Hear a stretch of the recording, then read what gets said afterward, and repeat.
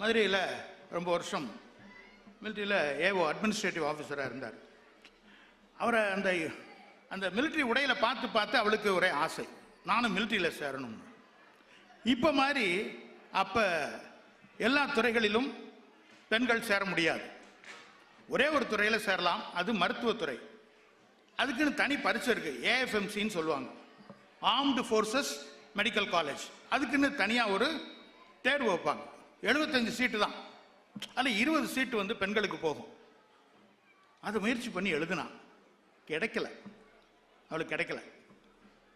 அந்த வருஷம் இங்கே தமிழ்நாடு மெடிக்கல்லையும் கிடைக்கல, அவளுக்கு அக்ரிகல்ச்சர் காலேஜ் தான் கிடைச்சிச்சு. அக்ரிகல்ச்சர் காலேஜில் படிக்க ஆரம்பித்தாள். எம்எஸ்சியும் படித்தாள், எம்ஃபிலும் படித்தாள். பின்பு விஞ்ஞானிகளாக சேர்வதற்கான ஐஏஎஸ் ஐஎஃப்எஸ் மாதிரி ஒரு தேர்வு உண்டு. அந்த தேர்விலே எழுதி டிஆர்டிஓல சேர்ந்தான். டிஆர்டிஓன்றது நம்ம நாட்டில் இருக்கக்கூடிய இராணுவத்தில் இருக்கக்கூடிய மிக உயர்ந்த ஒரு ஆராய்ச்சி நிறுவனம். நம்ம கலாம் ஐயா அதில் தான் இருந்தாங்க. பல்வேறு துறைகளை கொண்ட ஒரு பெரிய ஆராய்ச்சி நிறுவனம். அதாவது defence research and development organisation அப்படின்னு சொல்லுவாங்க. நம்ம பாதுகாப்பிற்கான எல்லா விஷயங்களையும் அங்கே ஆராய்ச்சி செய்து சொல்வது.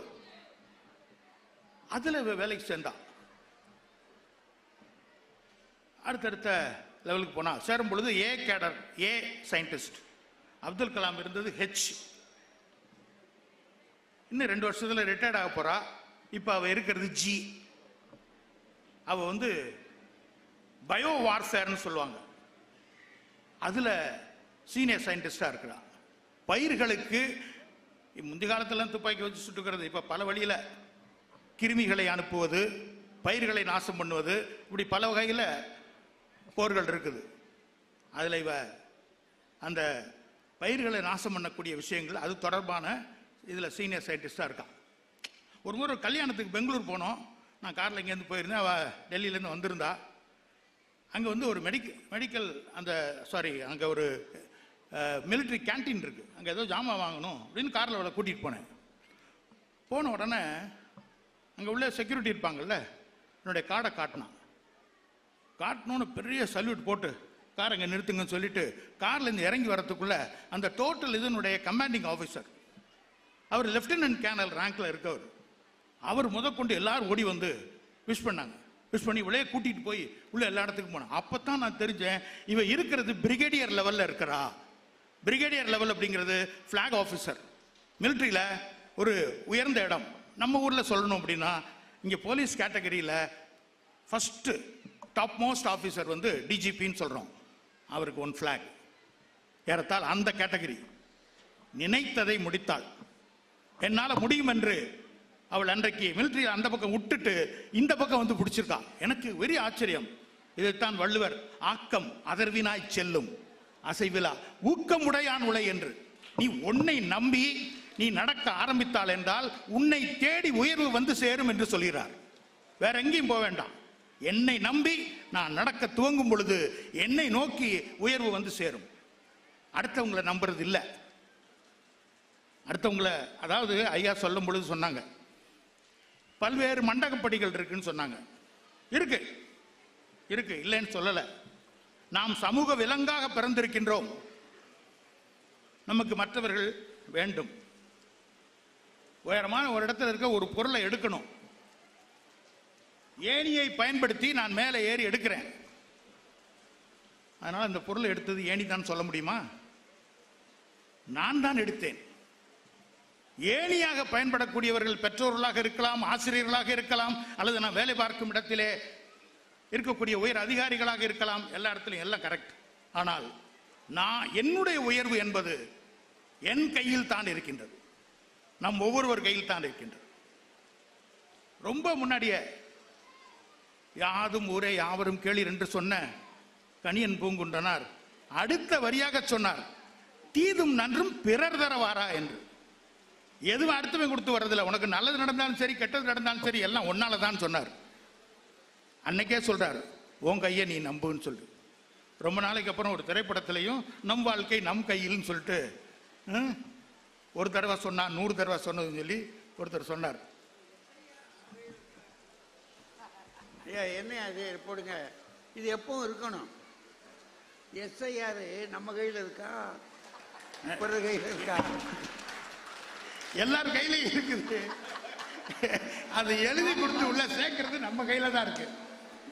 நம்ம எழுதி கொடுத்து சேர்த்தோம்னா தான் நம்ம உள்ள போட முடியும். அப்பதான் நம்ம கையில மை வரும், இல்லாட்டினா வராது. அது வரட்டும், வாங்கி நம்ம அனுப்பிடுவோம். சரி சரி சரி. ஐயா சரியா ஞாபகப்படுத்தினாங்க. இந்த எஸ்ஐஆர்னு ஒன்று இருக்கே, அது யார் கையில இருக்குன்னு கேட்டாங்க. அது நம்ம கைக்கு வரும், வந்தோடனே நம்ம அனுப்பிடுவோம். நம்ம ஏன்னா வர்ற பிஎல்ஓவே அவர் கையில் இல்லைன்னு.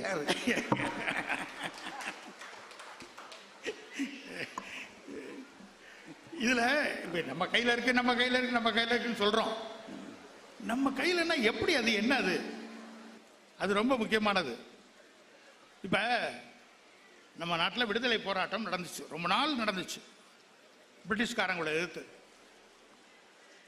அதில் முக்கியமாக பார்த்தா காந்தியை எடுத்துக்குவோம், இன்னொரு பக்கத்தில் சுபாஷ் சந்திர போஸ் எடுத்துக்குவோம். காந்தியடிகள் இந்தியாவிற்கு விடுதலை வேண்டும் என்று எண்ணுகிறார். அதே போல்தான் சுபாஷ் சந்திர போஸ் அவர்களும் விடுதலை வேண்டும் என்று எண்ணுகிறார்கள். இதற்கு இவர் ஒரு முடிவெடுக்கின்றார், நான் அகிம்சையில் போராடி நான் இந்த விடுதலையை வாங்க வேண்டும் என்று. அதே சமயத்தில் சுபாஷ் சந்திர போஸ் ஐயா அவர்கள் இல்லை, முல்லை முள்ளால் தான் எடுக்க வேண்டும், அவர்களைப் போல் நாமும் போராடி வெல்ல வேண்டும் என்று அவர் நினைக்கின்றார்.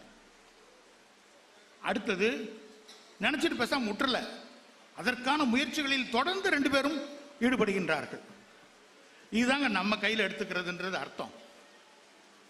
என்ன வேண்டும், அதற்கு ஏற்றாற் போல முடிவுகளை எடுக்க வேண்டும், முடிவுகளை எடுத்து முயற்சி செய்ய வேண்டும், வெற்றி அடைவோம்.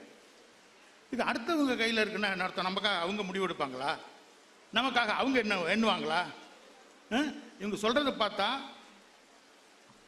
விடுதலை நமக்கு கிடைத்தது பிரிட்டிஷ்காரங்கனால தான் அப்படின்னு சொல்ற மாதிரி இருக்கு. அவன் தான் கொடுத்தான், அதனால அவங்க தான் நமக்கு விடுதலை வாங்கி தந்தாங்கன்னு சொல்ற மாதிரி இருக்கு. நாம் போராடி வாங்கினோம். தலைவர்கள் அனைவரும் நம்மால் முடியும் என்று நினைத்தார்கள், அதற்காக போராடினார்கள், அதை எண்ணினார்கள், முடித்தார்கள். அப்படித்தான் அது. எப்படியோ யாரோ ஒருத்தர் மண்டபத்தில் எழுதி கொடுப்பாங்க, அதை வாங்கிட்டு ராஜா கிட்ட பாடி பொற்களி வாங்கிட்டு போயிடலாம்ன்ற ஜோலியே கிடையாது வாழ்க்கையில. ஏன்னா யாரும் உங்களை உயர்த்துவதற்காக இங்க காத்துக்கிட்டு இல்லை. அதான் நிதர்சனமான உண்மை. நான் குட்டிக்கரணம் அடித்து வாழ்க்கையிலே போராடி வெல்ல வேண்டும். ஏன்னா வாழ்க்கை என்பதே போராட்டம் தானே. அதுதான் ஐயன் வள்ளுவரும் சொல்றாரு, பிறவி பெரும் கடல் என்கிறார். அது பெட் ஆஃப் ரோசஸ் அப்படின்னு சொல்லி ஷேக்ஸ்பியர் கூட சொல்லல. ஷேக்ஸ்பியர் என்ன சொல்றாரு? It's not bed of roses. ஒரே ஒரு நிமிஷம், பெட் ஆஃப் ரோசஸ் இல்லைன்றார். வாழ்க்கை போராட்டம்.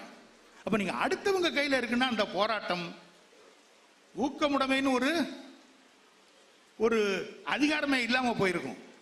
வள்ளுவன் அன்னைக்கே சொல்லியிருக்கான், எல்லாம் நம்ம கையில தான். நிறைய சொல்லியிருக்கான், நிறைய விஷயங்கள் இருக்கு, நிறைய சொல்லிக்கிட்டே போகலாம். அதனால நம் வாழ்க்கை நம் கையில் தான் சொல்றேன். கடைசியா ஒரே ஒரு சின்ன கதையை மட்டும் சொல்லி முடிச்சிடறேன். ஒரே ஒரு நிமிஷம். ஒரு பெரிய அறிஞர், அவரு நமக்கு தெரிஞ்சிருக்கும் அந்த கதை. யார் எந்த கேள்வி கேட்டாலும் யோசித்து பதில் சொல்லி விடுவார். அவ்வளவு சிறந்த அறிஞர். அவர்கிட்ட என்னை மாதிரி ஒரு 18 வயசு பையன், சின்ன பையன், 18 வயசு பையன், இவர் எப்படியாவது மாட்டணும், கேள்வி கேட்டு மாட்டணும்னு நினைச்சிட்டு ஒரு சின்ன பட்டுப்பூச்சியை கையில் பிடிச்சிட்டு போறான். அவர்கிட்ட போய் கேட்குறான், ஐயா அறிஞரே, எல்லா கேள்விக்கும் பதில் சொல்லிடுறீங்களாம்ல, என் கையில் ஒரு பட்டுப்பூச்சி இருக்கு, அது உயிரோட இருக்கா செத்து போச்சான்னு சொல்லுங்க அப்படின்னு சொல்லி கேட்குறான். மாட்டிக்கிட்டார். இவர் உயிரோட இருக்குன்னு சொன்னா கையால நசுக்கி இந்த செத்து போச்சு இல்லைன்னு காட்டிடுவான். செத்து போச்சுன்னு சொன்னா அப்படி பறக்க விட்டுருவான். என்னடா அது சின்ன பையன் இப்படி மாட்டிட்டானே அப்படி யோசிச்சு பார்க்கிறார். அருமையான பதிலை சொல்கின்றார். அந்த பூச்சி செத்ததும் சாகாததும் உன் கையில் உள்ளதுன்னாரு. உன் கையில் உள்ள பூச்சி செத்ததும் சாகாது எல்லாம் உங்கள்கிட்ட தான்டா இருக்குன்னாரு. இது இந்த பூச்சிக்கு சொன்ன கதை அல்ல, நம் வாழ்க்கைக்கு சொன்ன கதை. நாம் வாழ்விலே உயர்வதும் தாழ்வதும் எல்லாம் நம் கையில் தான் இருக்கின்றது. மற்றவங்களை பழி சொல்லி அர்த்தம் இல்லை. கடைசியாக இந்த உலகத்திலே 2 வகையான மக்கள் இருக்கின்றார்கள். ஒருவர் இந்த உலகத்திலே வாழ்பவர்கள், they are living in this world. இன்னொரு கேட்டகரி இருக்காங்க, they are staying in this world. இந்த உலகத்திலே இருக்கிறார்கள். வாழ நினைத்தால் வாழ முடியும். வாழ்பவர்கள் வாழ்க்கை உயர்வு தங்கள் கையிலே என்று நினைப்பவர்கள். மற்றவங்கள்லாம் இங்கே இருக்கின்றார்கள். நாம் இருக்கின்றோமா, இருப்பவர்களில் இருக்கின்றோமா அல்லது வாழ்கின்றோமா என்பது நம் கையில் என்று நினைக்கும் போதுதான் வரும் என்று கூறி இந்த அருமையான வாய்ப்புக்கு நன்றி கூறி விடைபெறுகின்றேன். நன்றி, வணக்கம். நன்றி, வணக்கம். கடைசியிலே ஒரு சின்ன பைய கையில் பூச்சியை கொடுத்தது. அந்த பூச்சியினுடைய உயிர் யார் கையில் இருக்கு அப்படின்றத கேட்க சொல்லி கதையை முடிச்சிட்டார். அவர் எதிரில் இருந்தவர் பெரியவர் விட சொல்ல முடியாமல் திகைச்சு போய், அது உயிரோடு இருக்கிறதும் சாகிறதும் உன் கையில் தான்ப்பா இருக்கு அப்படின்னு சொல்லியிருக்கிறாரு. அது மாதிரி தான் நாம் முன்னேறதும் கீழே போகிறதும் நம்ம கையில் தான் இருக்குது.